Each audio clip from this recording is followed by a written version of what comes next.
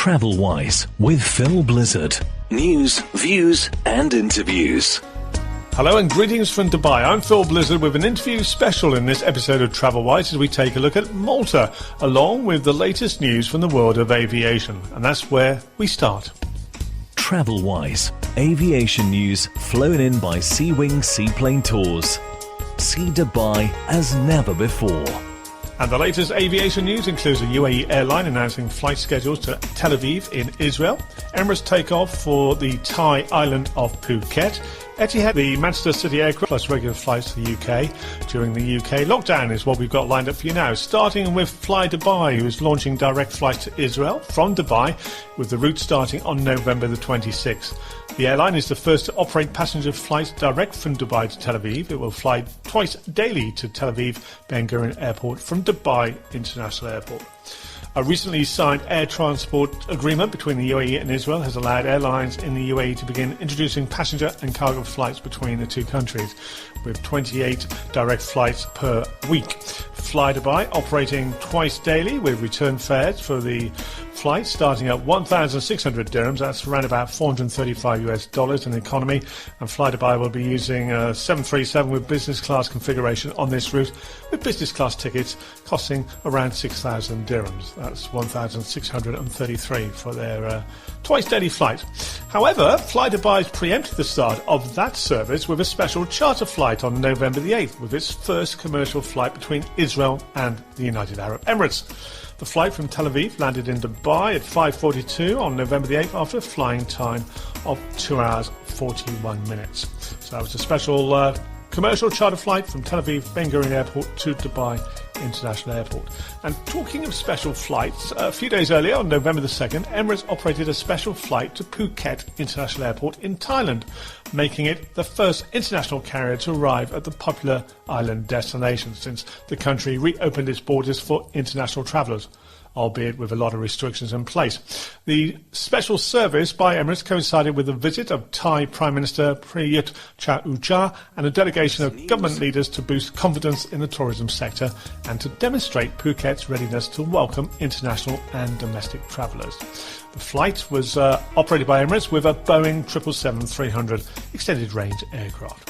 From Emirates to Eithad, the Manchester City aircraft and Eithad branded Boeing 787 Dreamliner is 1 year old and has kept the jet busy. The airline has kept the jet busy with 444 flights, would you believe it, to 48 destinations around the world, including Australia, China, the Philippines, India and Saudi Arabia, and of course the UK and Manchester in particular. The Manchester City aircraft has carried 58,000 passengers around the world during its first year of service. As we said, completed 444 flights, and the Dreamliner has travelled more than, just over 2 million kilometres. Staying with Eithad, they've said they will be keeping their regular flight schedule to England running throughout the UK's lockdown period, which is at the moment proposed to close or end on December the 2nd. So Eithad are continuing their flights to the UK with 2 daily flights to London Heathrow at 7 in the morning and 2 p.m. in the afternoon, and a daily service at 7 in the morning to Manchester. And if you're flying into the UK, you'll have a 14-day quarantine period. So there you go. Seawings now, and our friends at Seawings have a special offer whereby, you can see the magnificent city of Dubai from a different angle with the Seawings Signature Tour, which is a 45-minute relaxing tour of Dubai. Price of that, 1,099 dirhams per person. Next, we're off to Malta, so to speak, as I chat with the chairman of the Malta Tourism Authority, Dr Gavin Gulia. TravelWise. Aviation news flown in by Seawings Seaplane Tours. See Dubai as never before. So this spot on the programme today is Malta, which is located in the heart of the Mediterranean. I've been there many, many times from Dubai. It used to be a great stopover from Dubai to the UK. And it's a pleasure now to speak to the chairman of the Malta Tourism Authority, Dr Gavin Gulia. So thank you for joining us. Thank you so much for inviting me to take part in this talk show. Right, so let's have a look at things from a Middle Eastern perspective and then look at the broader picture. I mean, strong connections between Malta and Dubai. And you're just telling me you're in the Malta Smart City, which was set up in collaboration with the authorities here in Dubai. So strong connections indeed. Indeed, actually, it's very coincidental with this interview.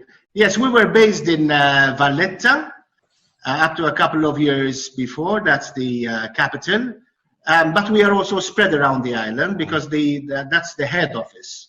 Then we have the tourism information offices that are located in different cities around Malta. And we've got also an enforcement division that is situated in the center of the island, which is more practical logistically to have it over there. Okay. The main offices, the main headquarters have moved from Valletta to Smart City after negotiations with Smart City. Okay, well, Valletta is a charming city. So much to see and do if one goes to Malta and stays in Valletta or nearby. Fond memories. So what is the connectivity in terms of airlines now, between Malta and the GCC countries? Give us an overview of... Obviously, we're, at the moment, the situation with COVID has changed things because Emirates have stopped the service for the time being, but we're very confident that very soon we will be able to return to normality. I believe you the country of Malta opened up to international flights from certain countries, towards the end of July, is that correct? At the beginning of July, we opened to 8 markets, and then on the 15th of July, we opened to the rest of the EU and the world, where that travel was possible. We're flying to Italy, we're flying to Germany, we're flying to France, which are very important markets to Malta, because we've got the big markets, and then we have the smaller markets, which in the aggregate, the small markets make a very big market themselves. Yeah. But obviously, Italy, France, and Germany are very big markets, and we are operating. We have connectivity. We have airlines flying to and from. Regrettably, we had the United Kingdom, and with all the United Kingdom, the situation is being monitored, and we are confident that we will be able to re-establish links with the UK more sooner than later. It's an evolving situation, so news you can give me now might not be the same in a couple of weeks' time. But as things stand at the moment, and we do have listeners from all over the globe, really. I mean, people travelling to Malta from some of the countries you mentioned, like France, Spain, Italy. What's the procedure once they arrive in Malta? These countries that you mentioned, there is no quarantine. Okay. There is free travel. There are no restrictions. Absolutely. If we had a flight from Dubai, the situation would have been the same. Sure. There is free travel direct from Dubai to Malta if the connection with Emirates endured. So with the safeguard, there's absolutely no restrictions. So then there are. Once I arrive in Malta and want to travel around, and very fond memories of going to Gozo, one of your islands. So is that possible at the moment, free movement around the islands of Malta? Yes, indeed. No, there are absolutely, there are restrictions in the sense that entertainment venues have social distancing, restaurants have social distancing, but the principle of social distancing has remained intact. Okay. It was applied more generally before the 1st of July. It is applied sporadically now because there is more freedom of movement. Of course. So there are economic pillars that were not operating before the 1st of July. Today they are operating with the application of social distancing. That is the predominant factor that has remained unchanged previous to 1st of July and post 1st July. Obviously, there is the mandatory norm. Of course. Well, you can call it a regulation, you can call it a norm, a new norm of wearing masks. TravelWise with Phil Blizzard. News, views, and interviews. So what I want to ask you now, looking at Malta as a destination, the summer period is gone, the summer mass tourism hasn't happened this year. So going into the autumn, the winter, what has Malta got to offer people who want to have a change of scenery, have a change of location? Well, the diversity is always new. I mean, Malta is known for its diversity, a small territory, and so many different things to see. And we have learned throughout the years not only to sell Malta for the sea, for its climate, but we also sell Malta for its culture and for its history. And that is something that used to escape us two decades ago. Perhaps that's because our industry was more directed towards the British market, so there was more an aspect of resorts rather than history and culture. And over the last decade, we have developed our history. We have learned how to sell it. So we have beaten the challenge of seasonality, where we had very strong tourism in summer and in spring, but now we have grown exponentially during the shoulder months and in the winter months. Up to 2-3 years ago, in the winter, we were experiencing double-digit growth. Really? The growth was stronger in winter than in summer, but that's because we were attracting to Malta a tourist with different profile from the tourists who visit Malta in summer, who come to Malta to swim, for entertainment, for the climate, for the weather. Whereas at this moment we have developed these city breaks.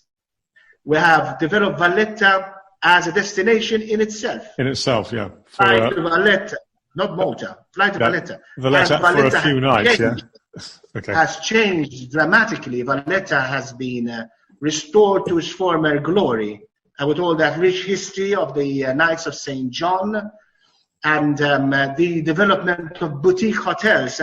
They have mushroomed in Valletta, which has also raised our levels of quality in regards to accommodation. And also, no doubt, you're looking forward, and hopefully Emirates will be reconnecting or restarting their service from Dubai to Malta in the not too distant future. So that'd be...